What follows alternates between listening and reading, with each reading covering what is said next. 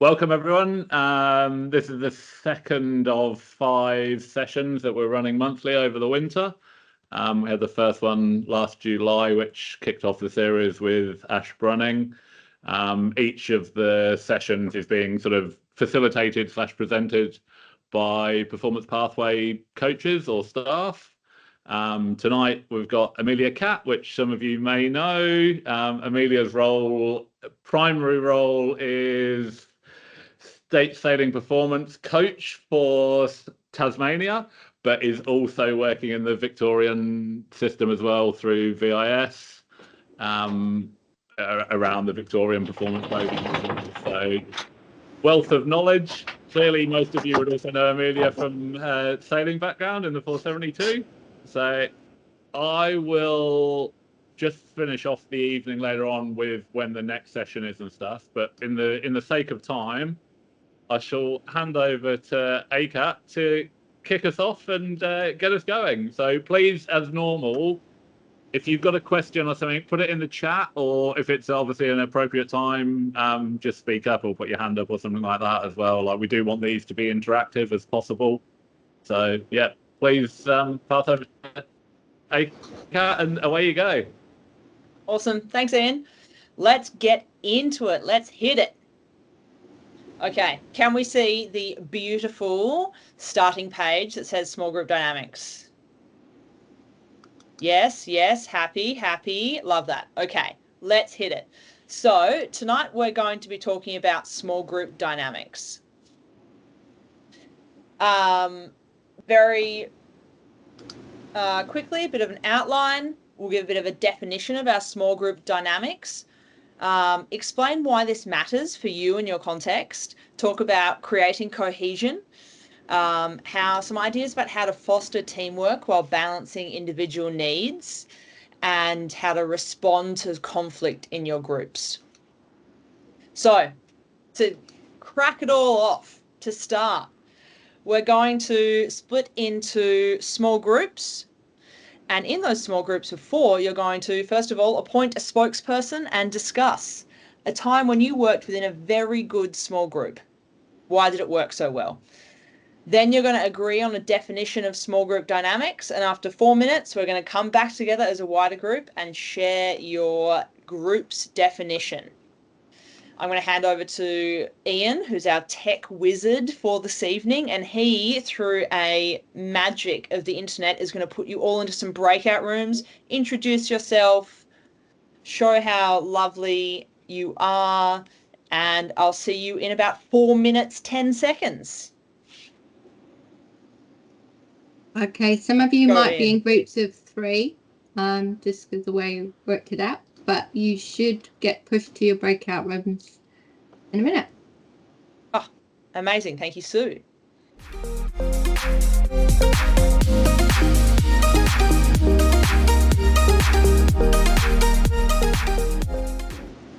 Excellent. Thank you, everyone. I hope all of yours... Amelia. Not enough time. No. Oh, no. How did you go, Kate? Did you get through? Yes, just. I think it was thanks to Harry. Harry was leading it up, so. Keeping you honest. Excellent. Yeah. Who's the spokesperson in your group? Harry. Oh, Harry Higgins. Let's hear it from you. I think, although we didn't get much time to speak, I mean, I'll just say what I said, because I was the only one that got to say anything. I was thinking, a definition of small group dynamics is the interplay between the coach and the sailors, and then also the interplay between the sailors and the other sailors, and how they interact, and how they respond to each other and the coach, I would say. Awesome. So like all of the relationships working together. Yeah. Excellent. Thanks so much, Harry, and your group. Can we have another? Ken, were you in that group?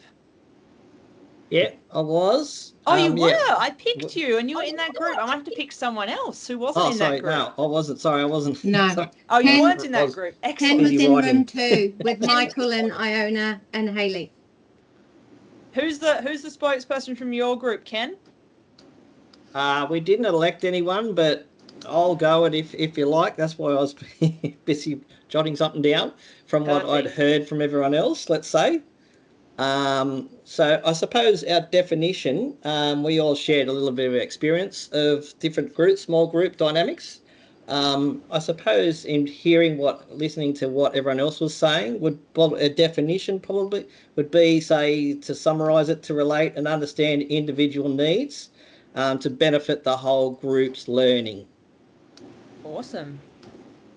So all about individuals and how they can Yep. contribute to the group. Sweet. Understand the individuals, relate to them. Just definitely the relating piece. Put that together for a good outcome for the whole group. Awesome. Thanks so much. Sue, you know the groups. Can you elect someone else to speak next? Yeah, in room 3 we had Lulu, Derek, and someone from Marine Rescue Sydney. Oh, Marine Rescue. Love that. We end up. I was alone, so I'm not sure. Oh. Oh no! No, what happened to Lulu? Sorry. So I agree with myself. Yeah. Actually, I'm fortunate for the fact that when you're a senior instructor and sort of working with other instructors, that's often small groups, and that gives that sort of intensifies that thing of everyone learning more off each other than necessarily a traditional lecturing thing. Often they'll learn more from the person next to them. Definitely. So in your context, like you work a lot with some other instructors, so that's another small group to think about. That's awesome. I'm glad your group could come up with such a great definition. It sounds like everyone worked really well together. They did, yeah. We had enough time too. Who's next, Sue? In room 4 we had Stefan, Steve, Sean, and Graham. We were the 3 S's. I don't think we had Graham in the room, but okay. we didn't get through too much of the questions, but we did share, what small groups we worked with and why did they work well. And I think if I was to summarize what we spoke about was, that the small groups often share a similar goal. So if you have that cohesion within the group, then the group tends to work well, and so the small group dynamics involve that interaction and that cohesion, that make them feel part of that goal or that mission. Absolutely, and we'll definitely touch on how some groups can be bound together by like certain goals. Nice. Who's next, Sue? That's it. We only had four groups. Love that. These are all some really great answers. I really like everyone's thinking really dynamically about, thinking dynamically about who can be involved in your small groups. And I also want to say that in this presentation this evening, I've tried to be really aware about your particular context. So have a think about how the examples that I'm going to give this evening will apply to your particular context, because I'm not as good to the infinitely different contexts that everyone has. So my loose definition of this, and it encompasses everything that you've said, is how a group of people interact with the people in the group that they're in and people outside of the group. And in particular, there was a need to look at the difference between social cohesion, so how well the group gets on socially, and task cohesion. So this is the commitment of the group members to the purpose and activities of the group. So, as I'm sure you have all experienced, you can have groups that have high social cohesion. Perhaps you and your friends, they get on really well socially, but maybe deciding where to go to dinner is just a nightmare, because these groups, they're not committed to the task of finding somewhere to go to dinner. Additionally, you see groups that have high task cohesion but low social cohesion. So you might have worked in teams at your place of employment where everyone's like, yes, we are going to get the best bank deal for this person, but I would not like to go and have a fizzy drink with you after work. It's likely that in your sailing contexts, you will aspire to have both of these, both social cohesion and task cohesion, which leads us into Why does this even matter? So there's positive results of group. The positive results of group cohesion are many. They're up on the screen. I'll go through them in a second. This is referring to both the social cohesion and the task cohesion. You don't have to be 100% on both. It can be a mix. But Hagi, who's done quite a lot of research into this in 2011, wrote a paper on it, says that groups with the appropriate level of cohesiveness have all of these positive results. So they get higher attendance, they have higher commitment, they're willing to stick through the group when difficult times, aka winter.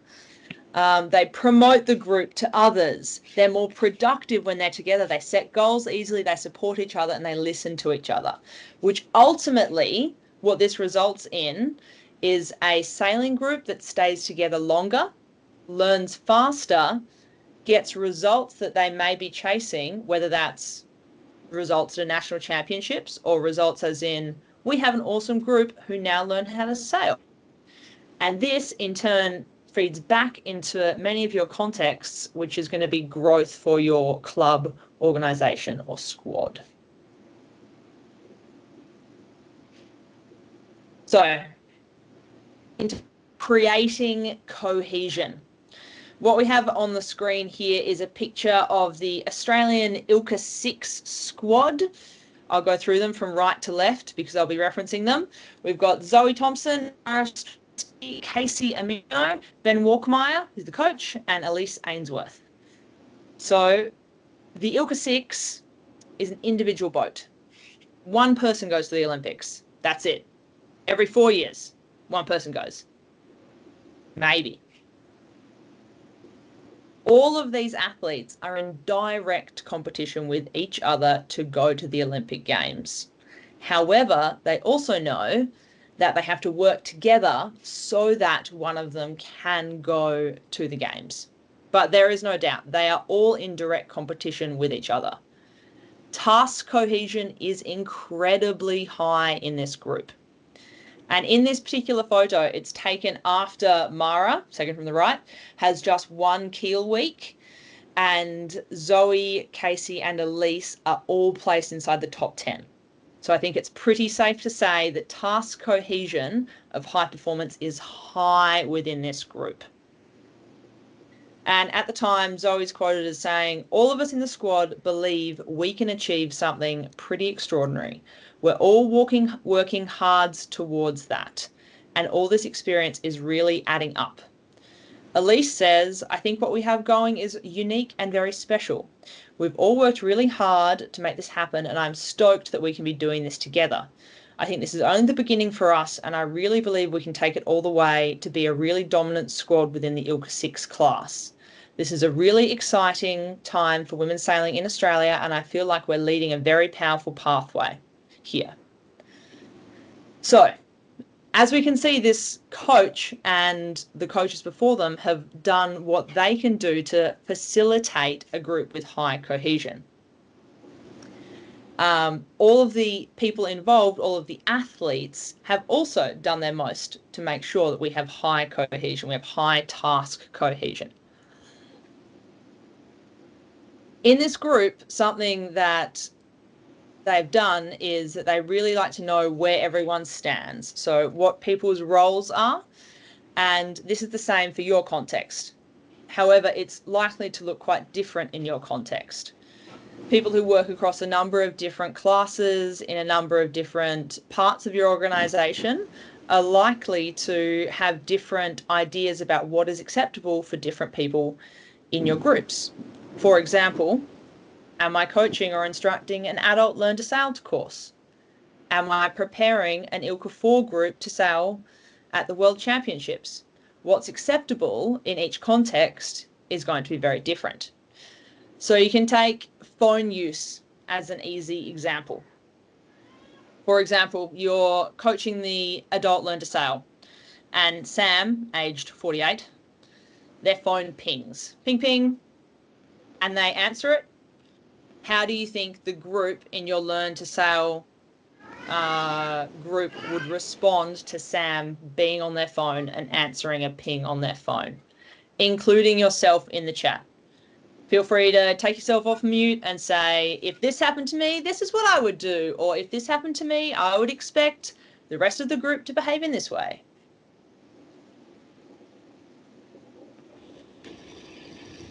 Well, I can offer something. Go for it, Nick. I think it's important to go through the housekeeping prior to any session starting, and sometimes that can be repeatedly with every session, particularly if there's some point that doesn't seem to quite stick, and agree what the protocol will be. And it'd be easy to say no phone calls, but it could be that there's an emergency, in which case you could agree that the person stepped away from the group and the group carried on. And if it was really dramatic, then the person can be very welcome to interrupt proceedings and tell us what he needs of us, or she. Absolutely. Do you think different people's version of an emergency could be different? I'm sorry. Oh, us. I couldn't quite hear you. Do you think what different people would classify as an emergency could be different? Yeah, probably. Highly likely, I think, depending on their age and social status and all of that sort of thing. But perhaps that's one of the things to talk through. And how do you think, if you were coaching a group of adult learn to sail and you had a person in your group and their phone went off, how do you think your group, knowing all the background work you've done, how do you think your group would respond? I think it'd be mixed. Some would be if it's a learn to sail group, they're all fairly nervous anyway, heightened awareness, all of those things. But I suspect that the group would react differently, and it could be polarising, I guess. You'd have, if you're instructing the group, I think have to be seen to be supportive towards the person receiving the call, but clarify that it is important or that it should be taken elsewhere. For sure. Thanks, Nick. Anyone else? How would you react, or how do you think your group would react if someone's phone went off when you were in the middle of a course?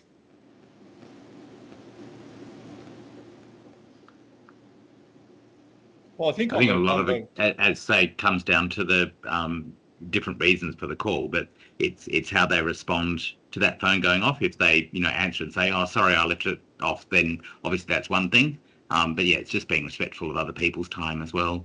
Especially learn to sail, where they're all, as you say, they're nervous, but they all want as much time as possible to overcome that, don't they? So yeah, it's about respecting other people. It's not about the individual necessarily. Awesome. Thanks so much, Derek. And Steve has said in the chat, he tends to find that with our groups, they will state up front they may need to take a call, and the others are all fine with that. Just step away from the group. Awesome. Michael, I saw you took yourself off mute before. Oh, look, I was just going to say, perhaps what you're missing is you've got a group of adults doing learn to sail. You don't really know them, so knowing what their reaction is going to be will be almost impossible to tell. They'll be quite a variance.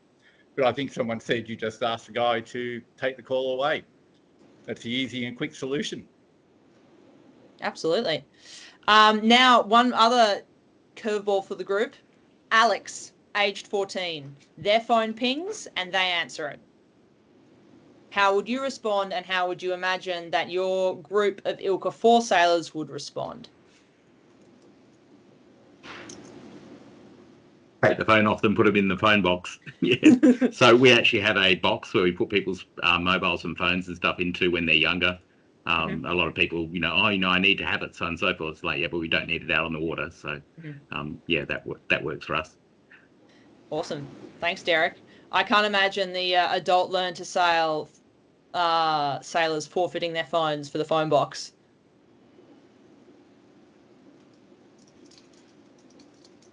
Anyone else? Excellent. So I think some things that we've covered really well is that it is all about context and what is acceptable in the group. So it's important to discuss with your group before, as much as you can, what will happen, what potential things could happen, and how everyone knows what the standards are, how to meet them, and any consequences for not meeting them. Excellent. And in the chat, Shauna's just said, I agree with Nick, house rules for adults, and they have a safety box for on-water safety. And the group will... Oh, here we go. The group... Excellent. Thank you. Was that Ailey that wrote that? On the water activities, East Frio Yacht Club. The group will most likely look over in disapproval since he's a teenager. Teenagers are always judged for being on their phones. Absolutely. Absolutely. Thank you. Ailey, excellent. So what we have next is an example of, I call them SOPs, or standard operating procedures. So what we've got on the screen is a screenshot of some SOPs that I created with the VIS and VPP ILCA sailors at the end of 2022. So we took a session. It took that long, and I'm aware that not everyone has the luxury of being able to spend 2.5 hours sitting down and talking about all the potential things that could derail their training. But that is what we did because it was very important for us.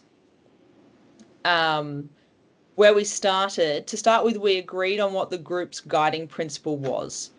So this was, we will seek to create a competitive environment where we will push ourselves and our teammates where it's safe to try new things and fail. It might not be so competitive focused for you. It might be something like, this group's going to create an environment where we encourage each other to try different boats. This also helps, the guiding principle also helps not only to provide a reference for your sailors and their behavior in the group, but also for your long-term planning. What are you trying to achieve with this group? What are we doing? We might be going for adventure sails and seeing if we can learn how to sail with a sheet on a stick, and that is awesome. Like, love that. Make that your guiding principle and stick to it.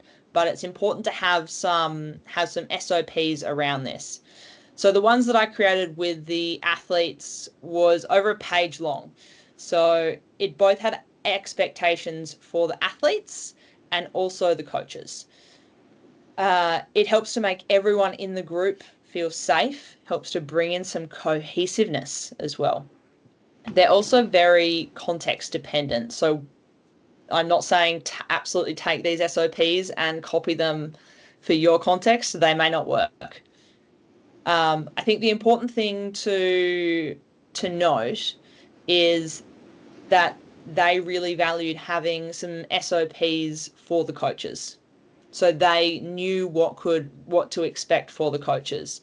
And the thing that I found most interesting that they requested to be put in was, don't be afraid to tell us off when we're doing things incorrectly or not following expectations, which from a group of older teenagers was an impressive addition.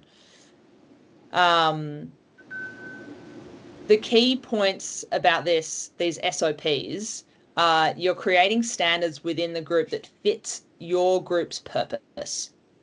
So be aware that the purpose might be different for different people in your group.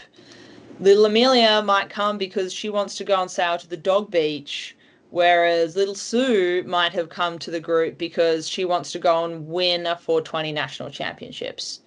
So talking about all of these things before you get there can really head off some conflict before it starts. Question, Ian. Yeah, I was just going to add in like a really good example a minute ago with the scenario around the older person in a coaching group who's answering their phone during a briefing or something. I think if you put that in the context of potentially it could be an open adult coaching group, or it could be Masters ILCA 7 group or something like that, you would perhaps work with that group to set some of these principles around, look, we recognise we're all busy professionals, whatever.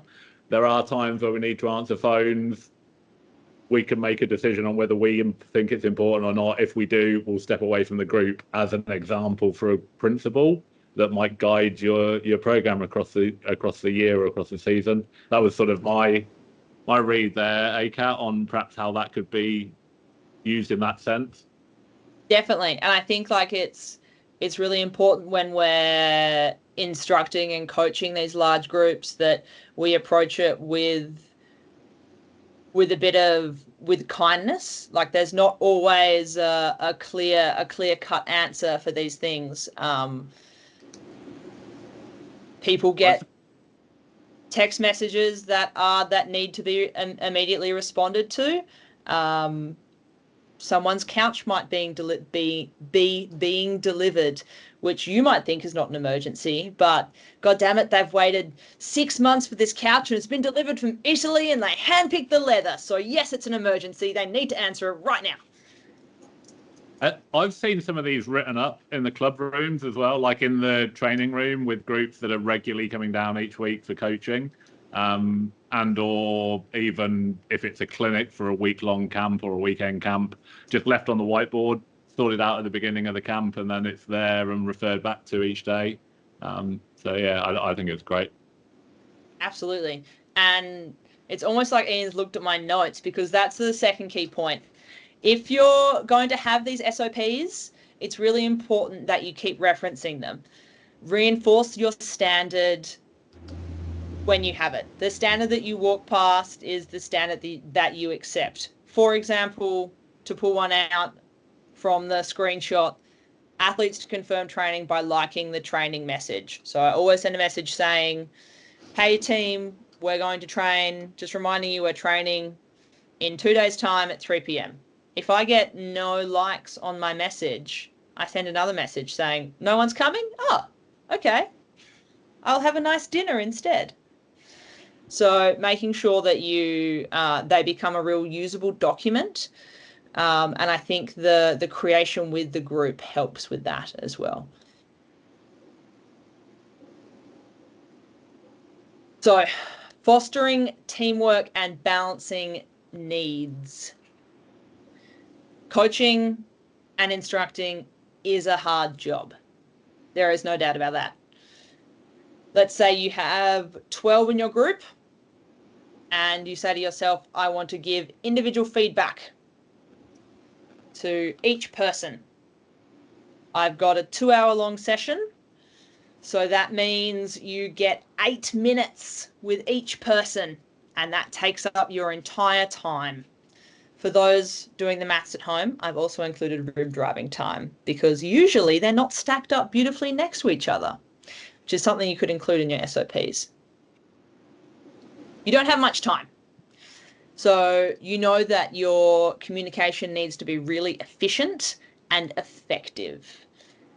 In this, you're also trying to foster teamwork in an individual sport and balance the needs of individuals. In all groups across the board, whether it is from high performance to learn to sail to I'm taking out my boat and I've got 12 of my mates who are trying to balance a drink in one hand and a sheet in the other, there's going to be people who are better at that task than others. There will be individuals who are better at particular skills, and we know that sailing is also really complex, so there's lots of individual skills. For example, maybe little Jojo, damn, she gets changed so quick as a flash, always in there, always out. Maybe little Steffi is really good at sailing upwind. Everyone has something that they are usually pretty good at. So you want to give everyone an opportunity to show their expertise, to have the limelight, and for you to give them positive public feedback. You can create opportunities for people who perhaps don't have the top skills to show their expertise in other areas and to praise them for it, which brings us on to open question number 2. What is something, if you had someone who needed some additional praise to help them feel part of the group, what's something, a job or a task that you could give them in your context that would make them feel valued?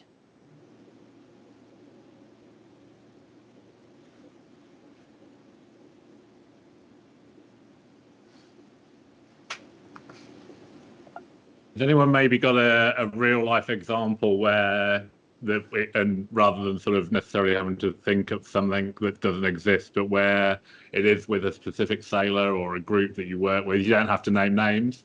I can start off with one. I had a sailor in a OptiGreen fleet who it was really important for them to show that they were a really valued member of the group. So I got them to draw out the diagram of the drill that we were going to be doing that day and explain to everyone. I spoke to them before the session, explained to everyone the drill that we were going to be doing, and they drew it out. So everyone was looking at their particular drawing.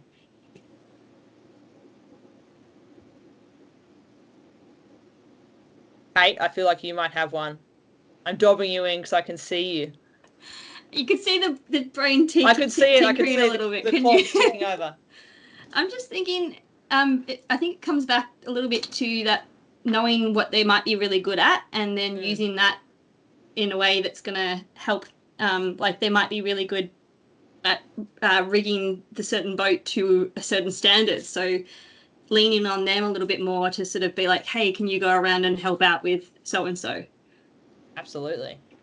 I think the important thing is to make those people feel really valued and allow them to show that they are a valued part of that group. Part of that is also giving really positive, constructive feedback. So it needs to be relevant, especially to the group climate. So I'm sure all of you have been on the end of some disingenuous positive feedback. The feedback that you give, it's got to be real, because those in your group will be like, sure, they're just pumping up old ACAT's tires to make her feel better because she's shit at sailing. It needs to be really genuine. Pick out something and be like, that was good. That was really good. Equitable management of attention.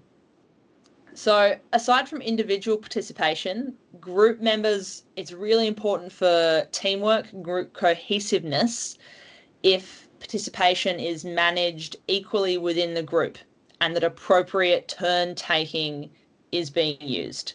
However, it's not always possible to have everyone given their 8 minutes of time in a 2-hour session.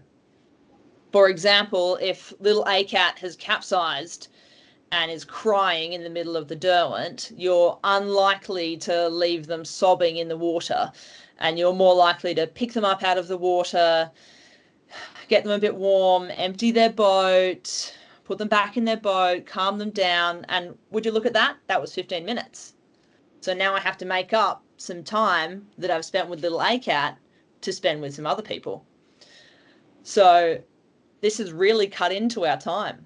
Setting expectations with your group before you go out. For example, if someone is injured, if someone has boat breakage, if someone capsizes, I'm going to stay with them, can form part of your SOPs chat and really helps to balance the needs within the group. Because at the end of the day, as the coach and the instructor, everyone wants your attention, and there are so many pulls on your attention. So making sure that people understand the reasoning behind can help that feeling of teamwork, and we're all working together to foster some more team cohesion while you do the really tricky job of trying to balance everyone's individual needs.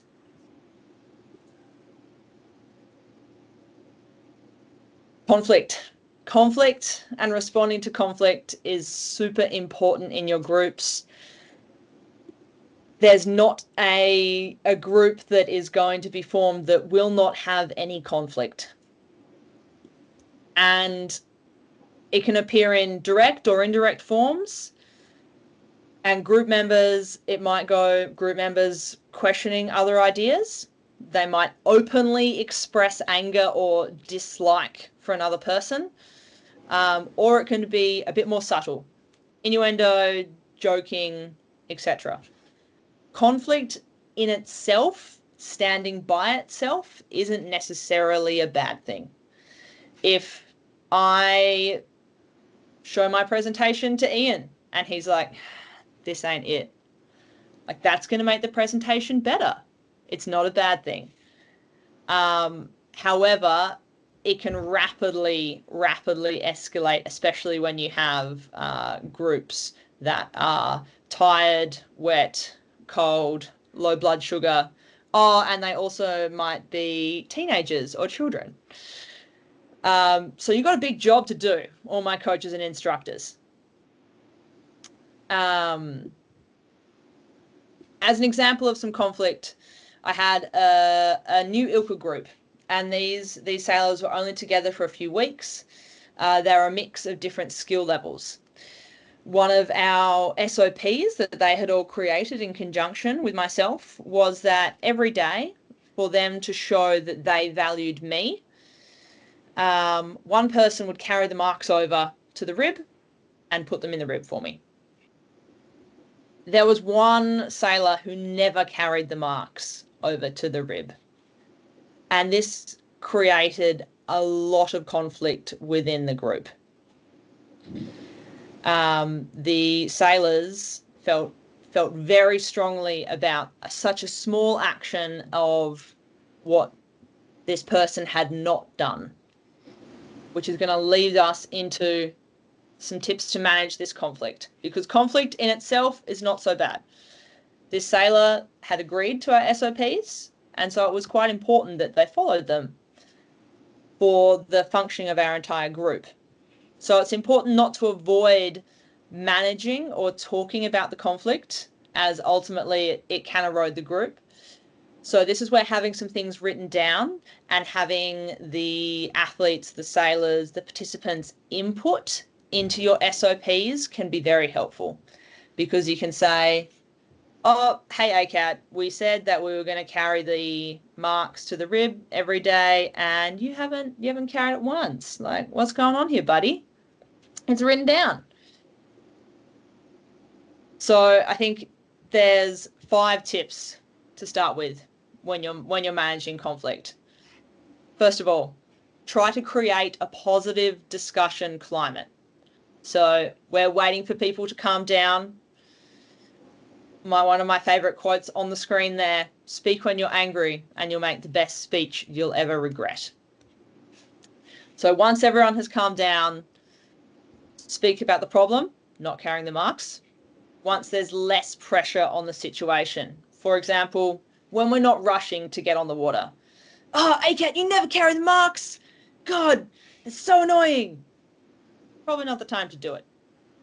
Tip number 2, use we language to maintain existing cohesion and identity. So group cohesion and group identity. And I language to help reduce defensiveness. For example, we agreed that taking the ribs to the mark shows the value of the coach. Or, I don't feel valued when I have to pick up the marks because I have tiny little stick arms and it takes me really long. Number 3, set some boundaries for the discussion. And then as the coach, as the instructor, as the lead, you need to engage in actively boundary setting and holding those boundaries to prevent unproductive interactions like tangents or personal attacks. For example, ACAT, you never take the marks. You haven't taken them ever. And you always dry your undies on the TV. And I hate that. It's about the marks. If there are other issues, let them know. Say your athletes know. We're going to talk about the marks today. We're not talking about the undies on the TV. Talk about the undies on the TV at another time. Let's keep this to the marks.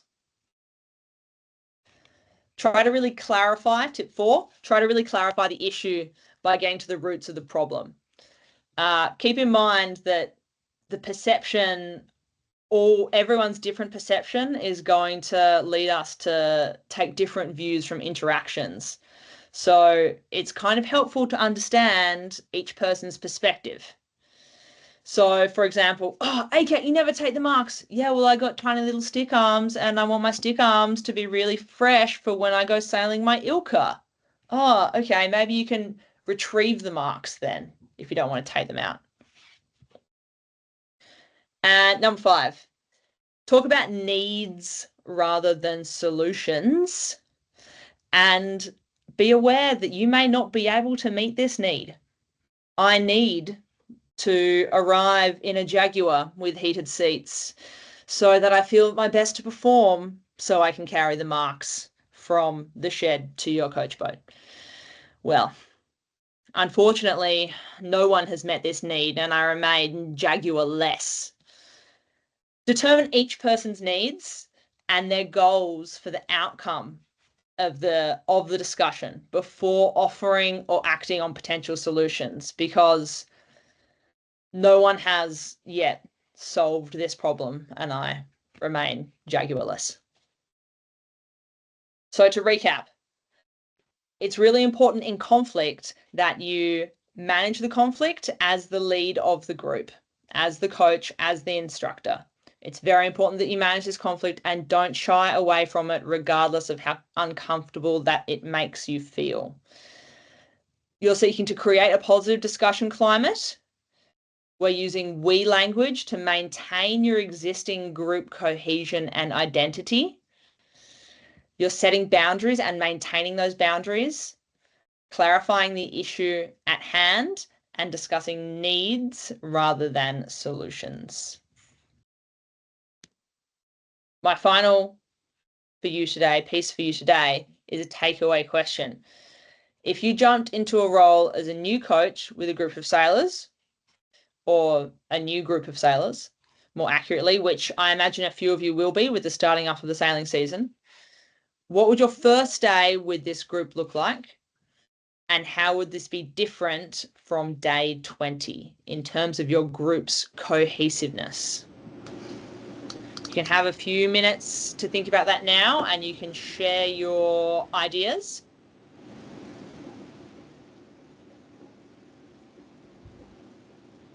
Whilst people are thinking, just I suppose add in there as well, I think from something that Ash talked about in the session last month, around the art of coaching, with the importance of actually, like, all of this stuff around conflict or group dynamics as well, and it's all kind of got an interrelated theme. It all becomes a lot easier if you kind of seek to understand what the individuals you're working with want out of what they're doing. What are their goals? How do they tick, in want of a better word? Because once you can start to do that and build those relationships with your sailors, things like managing conflict become easier, because you're now talking to an individual that you know how they work, and they hopefully know how you work as well. So yeah, I just think for me that's a really key thing across all of the coaching that we do. It's that need to sort of seek to understand the individual, because then you can help them improve, basically. Absolutely. There's a big difference in most between instruction and coaching. Absolutely.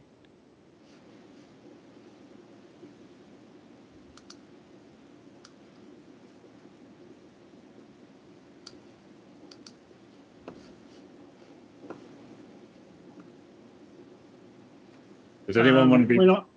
When I start my courses, I always do introductions and expectation setting. Awesome, Paul. So, sorry? Awesome. So in terms of expectation, I talk about teamwork, and respect for others. How would your day 1 look like compared to your day 20 with your new group? Well, day 20 is about going for outcomes and sharing, wins and experiences. So it's about, day 1 is me talking, day 20 is them sharing how they went. For sure. I see Nick's come off mute. Fatal mistake. I think my first day wouldn't be too much different to those that have been talked about already, but I'm looking here at a fleet of 49ers, and with them it would, but if they were coming together for the first time, I would probably not even get on the water. We'd probably talk about health and nutrition and fitness, and we might do a boat inspection that didn't belong to any of them, talk about issues that might arise and how we manage those things and get the language straight for what's going ahead. And then probably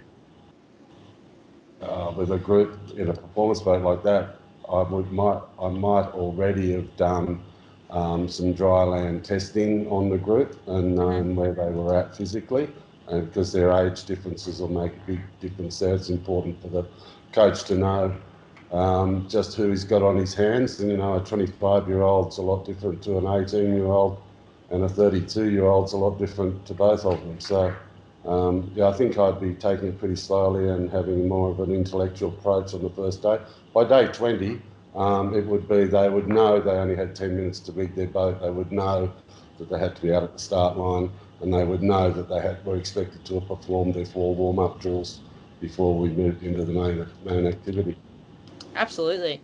One thing that I have been hearing when I spoke to some people about this particular question is that in their contexts, they often feel a lot of pressure to get on the water, and so don't have much time to discuss expectations or goal setting, that kind of thing. Do you think in your context, Nick, that you're able to free yourself from this, or do you get that pressure as well?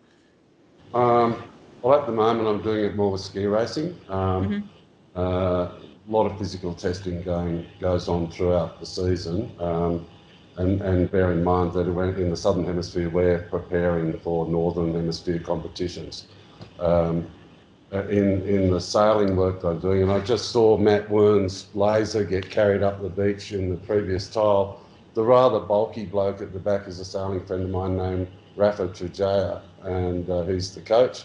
And he has the ability to separate himself by the fact that his abilities and knowledge are so well accepted by the group that he's able to take a fairly quiet course. So I would hope that over time I might be able to get towards that. It's Rafa the reason I'm here, actually.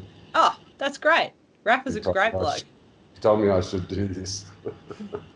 Because I'm not actually a sailing coach, but he thinks maybe down here at Lake Jindabyne, they're very enthusiastic, but they're not that organised, and so he's given me a side assignment. Excellent.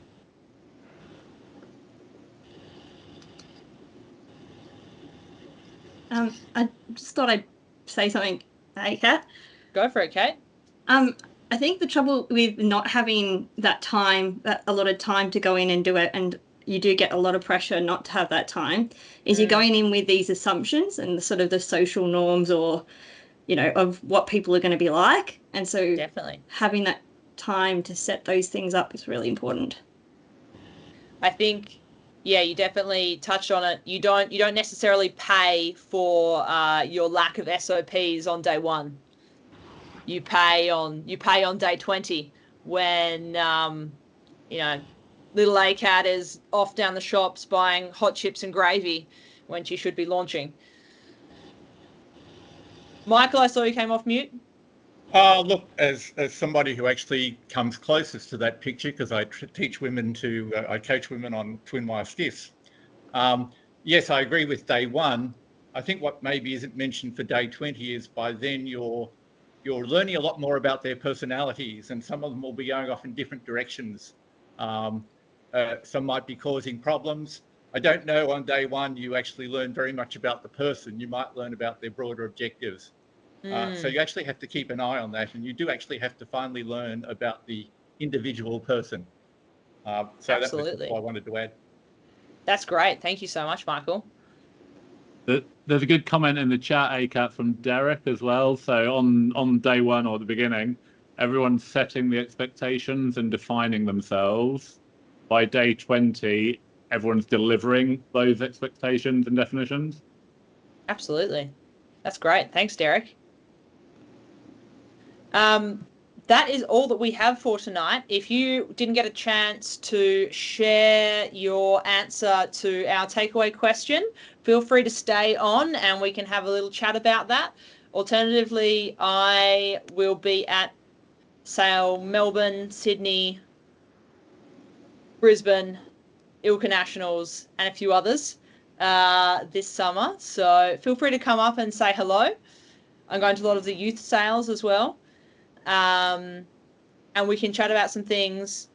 I think what everyone does is a really complex job. You've got lots of things to manage, lots of individuals. As I think Derek was in that very productive group where everyone was agreeing with himself, said that, you've got so many groups to look after. So you've got your little group, and then also with the senior instructors, if you're a lead at your club.